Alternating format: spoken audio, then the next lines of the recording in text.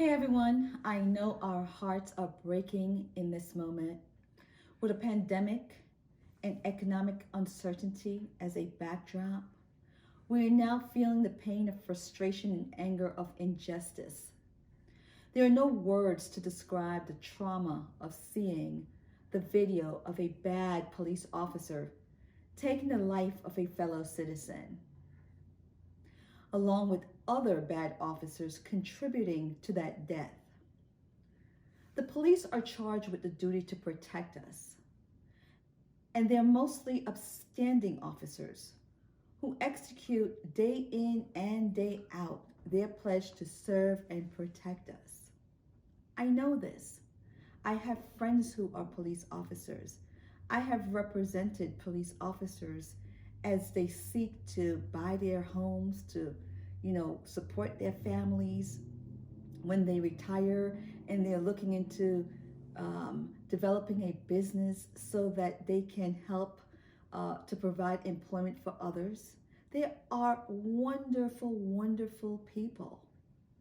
However, it just takes one or a small percentage of bad intended people to destroy everything for others, and for good people to turn a blind eye to it. That is something that every person, no matter what profession we occupy, need to remember. Good people who understand that love is the greatest strength in this universe need to ensure that we lean into that truth right now.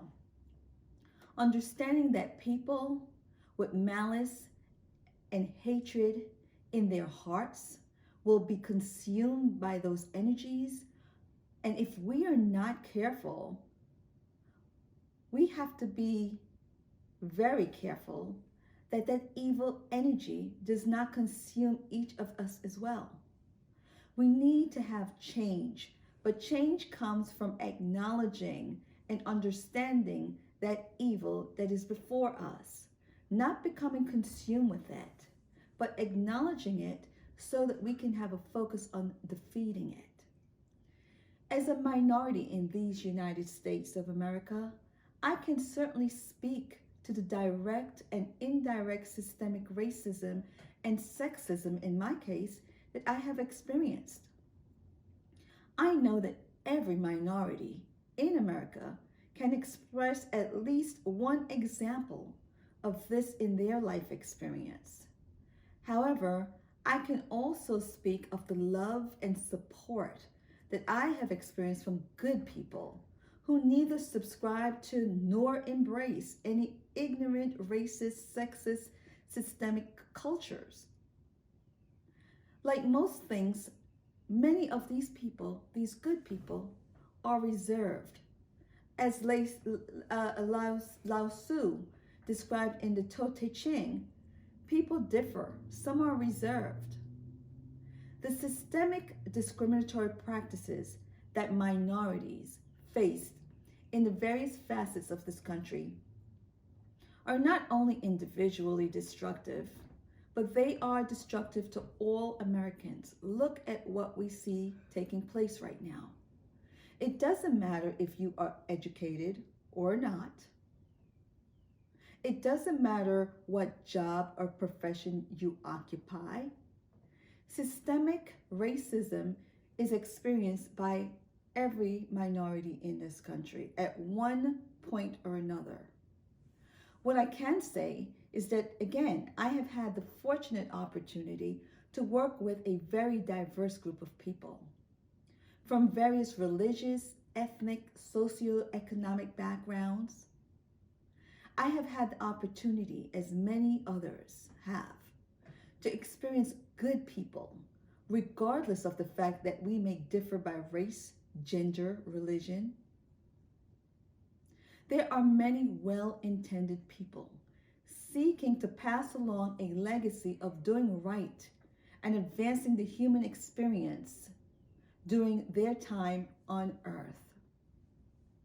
I have clients who are business owners who are truly seeking to find the correct talent for their business growth.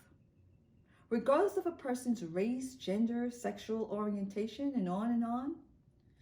And you know what? They generally are very successful because of the human cultural embrace that they practice.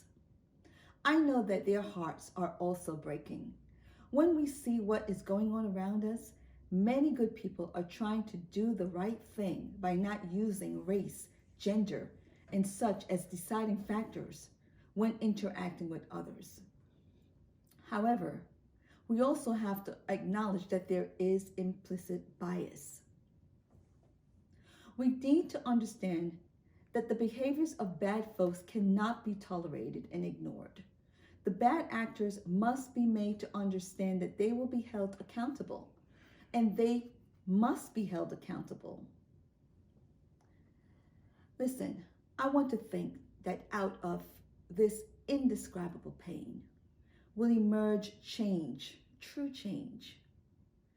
Notice members of the younger generation who you see engaging in peaceful protest are those who are growing up with the true ideals of love for one race, and that is the human race. We must embrace the idea of treating each other as we would want to be treated. I leave you with this. #love for all of us.